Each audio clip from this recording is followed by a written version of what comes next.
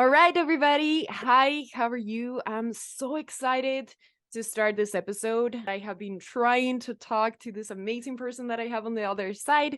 It's been going for a couple months, but we finally made it happen.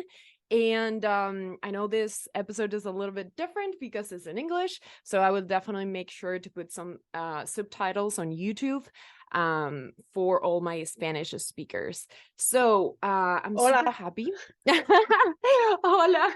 It's amazing to have you here, Gina. I want to introduce you to all these beautiful people.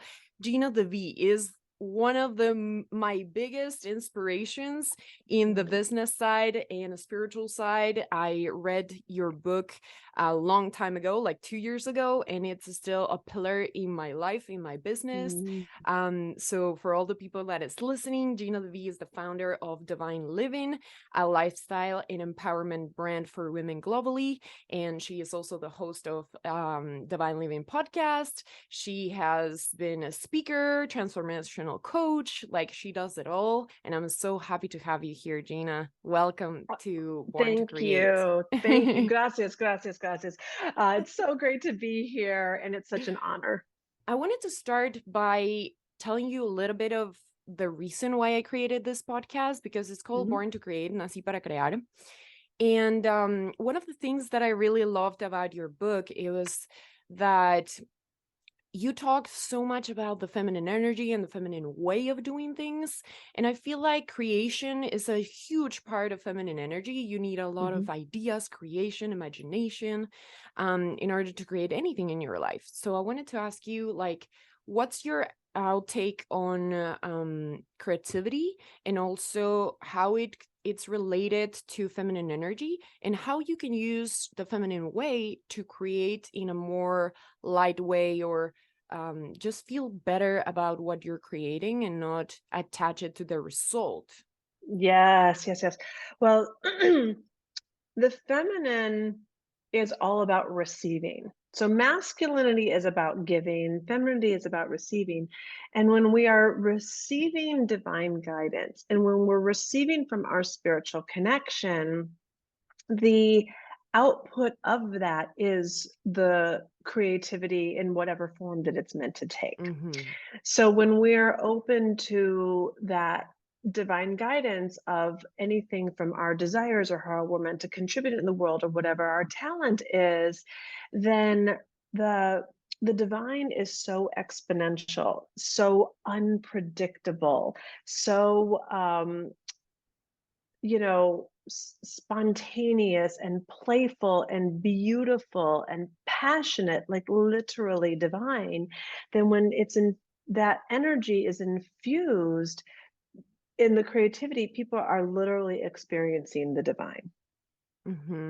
I love that, because at the end of the day, experiencing that divine guidance, it also can transform into so many amazing things that you have been guided to create. And that's a way better form than forcing yourself to create something that society has told you, Hmm. or you have seen in other people creating, and that's why you get on the bandwagon of creating things that don't inspire you at all. So I Exactly. really love that. And one of the things that I also wanted to talk to you about is, like, you mentioned a lot in the book how spirituality, it's a superpower and it can guide Hmm. you along the way of whatever you're doing in your life. So one of the things that I have struggled with is, like, finding that deeper connection with the spirituality. I was born Mm. in a family super Catholic, Latin, and I definitely didn't connect 100% with that. So I have been in my own journey of finding what that is for me. Hmm. And I'm still there. But I wanted to ask you, when was the moment that you felt like super in connection with your spirituality and with the divine? And how has that relationship been changing throughout the years, or Mm. guide you throughout the years? Yeah. Beautiful, beautiful question. Well, I have really had this connection my entire life. I grew up in a fundamentalist Christian environment where it has some elements that I no longer subscribe to. But one of the strengths of that is that I was taught from a very young age to have a very personal relationship with God, and that Mm, God is unlimited, and that miracles are available, and that it's not just something for other people, but that it's meant to be very alive in my life.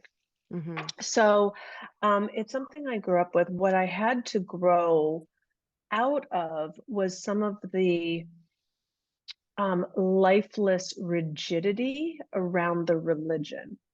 mm-hmm, And when I actually got into the alive spirit of God, universe, the divine, that's and to this day, of course, it's still a learning, and it's still a listening to see, where am I being led and what feels right, and where am I developing and knowing, like, though this isn't the way for me to go, or yes, this is the path, or um and really learning to trust some people call it instinct, some people call it intuition, some people call it divine mm-hmm. guidance, to basically trust the invisible, what seemingly invisible, until it becomes tangible, because faith is the evidence of things not seen. So it's catching those whispers of guidance, um, and first of all, being able to catch it. Second of all, being able to listen to it. Third of all, being able to trust it. So, for people that are looking to deepen their spiritual path and not have it be stuck in some like old, archaic, outdated anything, um, I think listening to podcasts like this one, certainly reading my book is going to help open up the heart space and in the consciousness about what else is possible, whether it's wealth consciousness, whether it's calling in love, Mm-hmm. whether it's getting guidance for your business. My podcast also, it's called Divine Living, and I do a lot of um, metaphysical Christianity in there. So it's taking it out of the dogma and really Mm-hmm. into the alive spirit that everyone can apply to their lives. I think in a way that's very empowering and uplifting. I love that, Gina. And I have definitely listened to Divine Living, and it's a really good combination on how you can put things in practice, but also with all the prayers at the beginning. And I feel like all these tools and practices can definitely get you a little bit closer and explore a little bit more of what their relationship is, right? 1000%. And the consistency. If you Mm-hmm. do anything consistently, you're going to get good at it. It doesn't matter if Mm-hmm. I was going to learn Spanish. It doesn't matter if someone's going to learn to cook, play an instrument, um, grow closer to the divine. If you do something daily, in a day, even if Mm-hmm. it's 10 minutes, it will grow from there into whatever it's meant to be. You will, working out, it's like, what it looks out when you work out once a week or once every 6 months or daily or 4 times a week. Mm-hmm. I totally get that.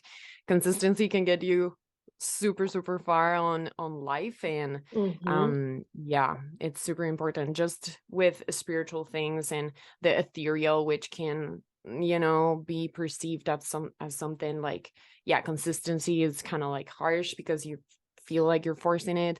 But honestly, like the more that you connect with yourself, the little changes actually make a big difference. I love that. Huge. Hmm. Awesome. One of the other things that I wanted to talk about is like when I started my business, I definitely told myself a lot of lies before I came into my full queen energy, and I Hmm. feel like I still have a lot of work to do as well. But what is the biggest lie that you told yourself before you came into that queen energy? Oh, such a great question. You're such a good interviewer.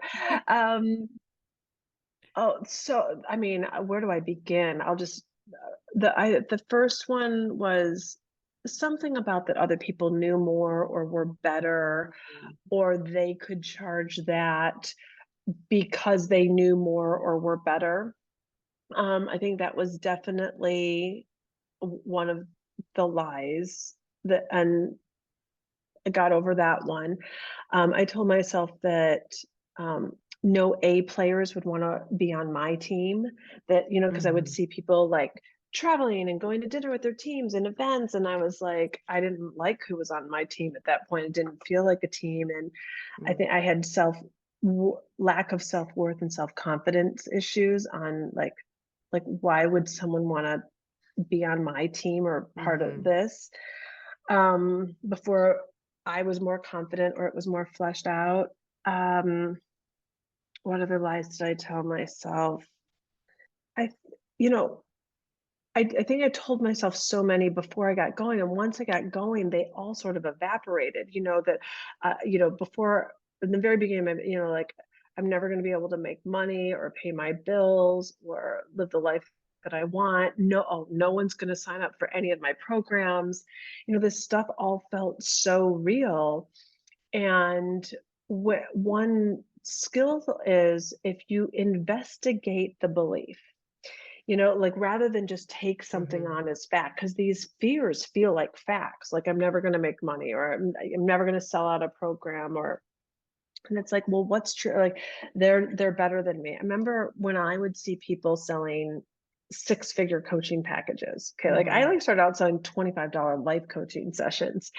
And I was $75,000 in debt. And I just I would go to these seminars. I was like, they're selling $100,000. I'm like, if I had 100,000, I wouldn't even need a coach. I would say, Mhm. like, let alone who even has that money.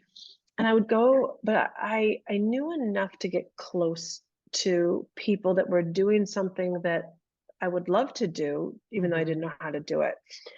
And I got around these people and I couldn't believe how ordinary they were. Like Mm. meaning they weren't bad. They weren't untalented. They were just like me. I just assumed that they were so much smarter or wiser.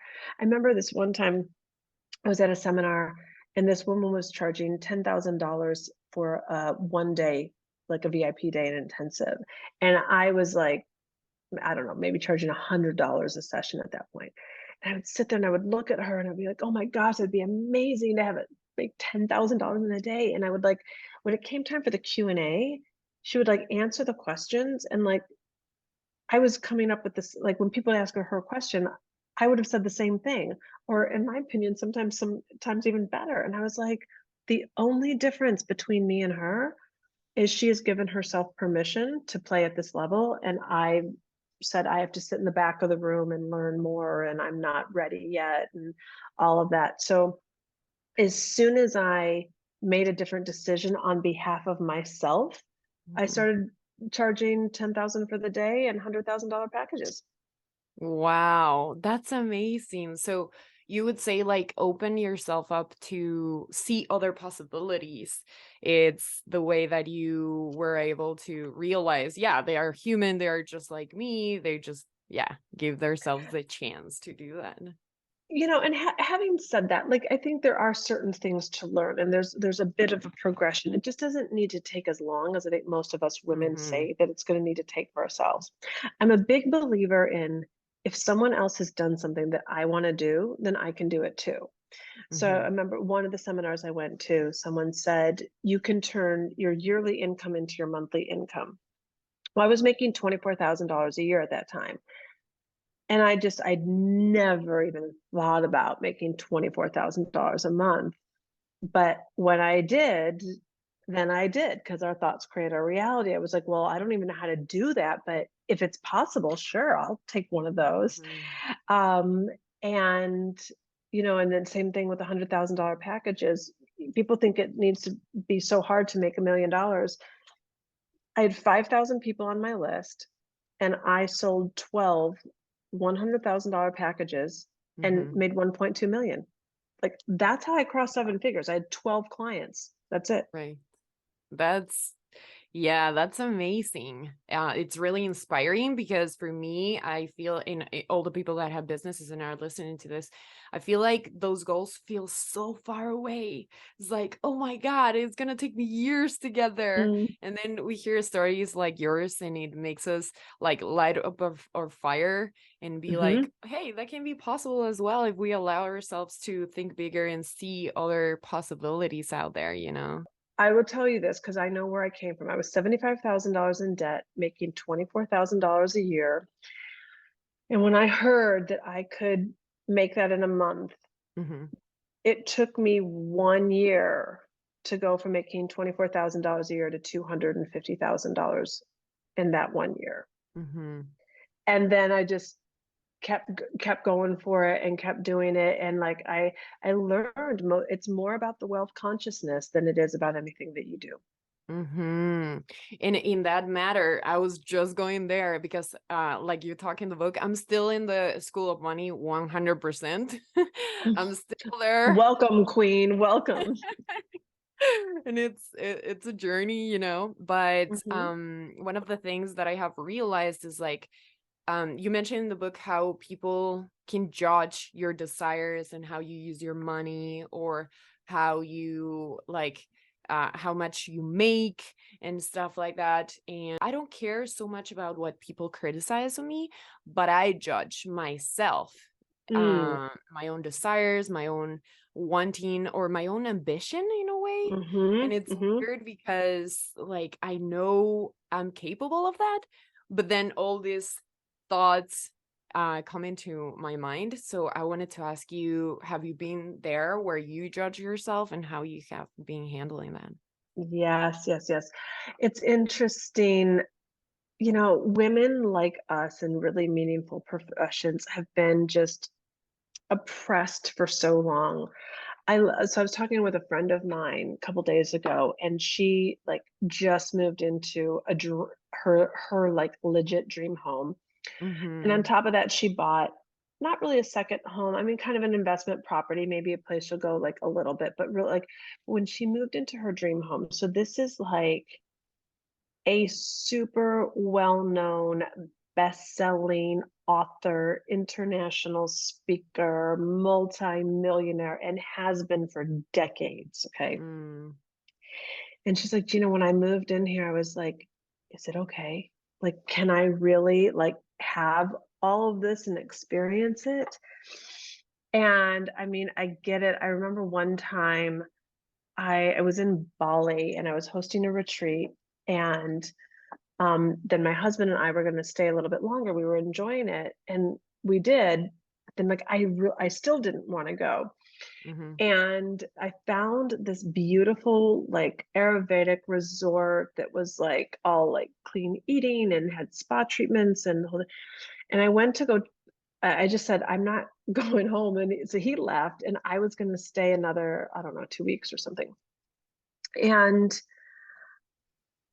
the because it was so last minute at this particular resort, I don't even remember how much the room was a night, but it was, for me, it was like really extravagant and really Mm-hmm. luxurious. And I was like, I said yes. And then I was like, is this okay? Am I being irresponsible? Like, Mm-hmm. what am I doing here? And then I was like, Gina, I don't think J-Lo says that to herself. Like, am I I really love that. worth this? It is okay for me to like stay here. And I was Mm-hmm. like, who do you think that these places are for?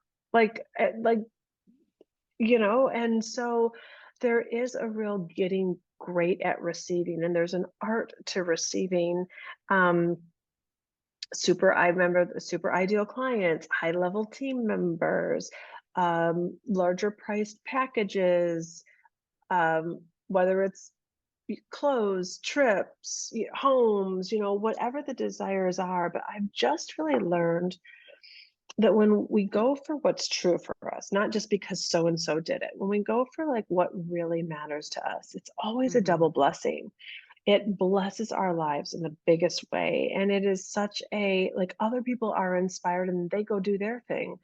Um, I'm getting ready to move to, well, so there's a couple things. One is earlier this year, I went to the Baja and I fell in love with a piece of Mhm. property. And so I went and bought that. And so we're going to build this beautiful place because I love Mexico, and we're going to build a place there. And so that's great. And that's That's in awesome. process. And I've kind of like Mhm. forgotten about it because it's like build it, like it's not there. I mean, it's there, but it's not there Right. yet. It's not done. So then I've been traveling in Europe and I was like, I'm Italian, I have an Italian passport. I'm like, I want to live in Italy for a while, while this other place is being built, whatever. So I went and got this gorgeous 5-bedroom villa, 2 kitchens Oh, inside, yes. 1 outside, a pool. Like when I move there, you'll see all the stories on Instagram. And and then anyways, and I needed a house in Florida, so I bought one there as well. And I was like, at first, it was like, wait, can I do all this? And I was like, I Mhm. remember thinking like so much of what I desired was to be the woman, to be the business owner that gave that did have multiple homes and multiple residences and multiple like, there isn't one place in the world that I want to be all year round. Mhm. And so obviously it's like a blessing to me. I've gotten so many DMs about how inspiring that's been to my podcast Mhm. listeners. It's going to be inspiring for the retreats that I hold there and the people that are going to come and the friends that are going to stay over. So just keep like let yourself be led by desires, because desires were given to you by the divine in the first place. I love that. And it's so great to see how, yeah, you love all these places and you allowed yourself to do that, even if your consciousness can get a little bit tricky over Mhm. there, but that's amazing and congratulations for your new Thank home. That you. sounds so Thank much you. fun. The last question that I wanted to ask you is, I have had a long journey in this area of following what I have been spiritually guided to do, you know? Great. I know a lot of people that work with me in my programs have those questions as well. What's an advice that you will give people to take that step to do what they have been spiritually guided to do? It's strength grows in increments. And I think that when we go slower, so we're listening and we're like, okay, is this the guidance? Is this me? Is this like what I want to happen? So am I kind of forcing it, or am I really being guided? And I Mm-hmm. find the slower that I go, the more, and it's taken years, quite frankly, for me to know the difference in feeling. And there's a feeling I kind of get in my solar plexus, and like for me, it's just like if it's, oh my gosh, yes, if it has a wow factor, Mm-hmm. um, most of the time that's the guidance for me. If I'm like, that's fine, I can do it, it's not the guidance. There's something else that's going on in my life right now where it's not like, oh my gosh, I'm so excited.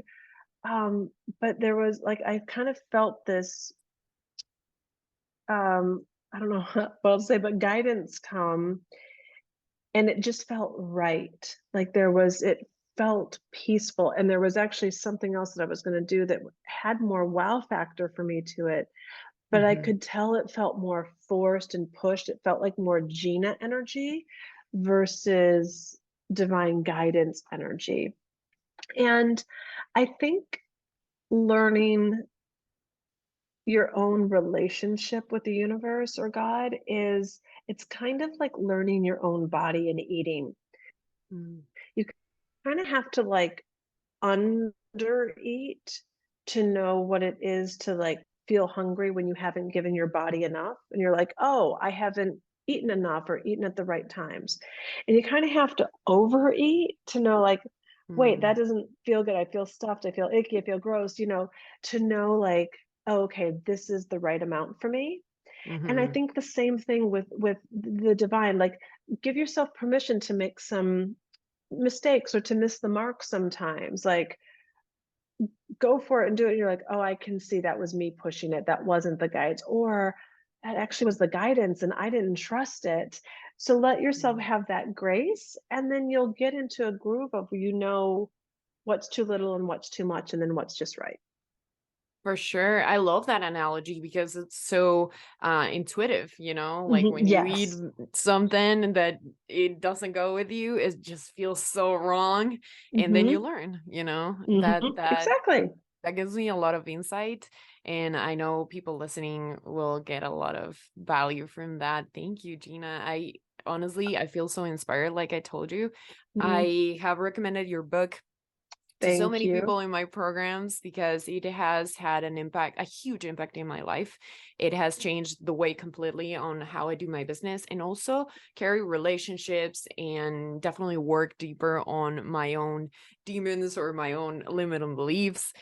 So thank you. Thank you for writing it. Thank you for being here. I hope Mm. everyone goes follow you. I'm going to put all your podcast, your programs, your website, everything Oh, underneath. And thank yeah, you. it's been Let's make such sure an they honor. get.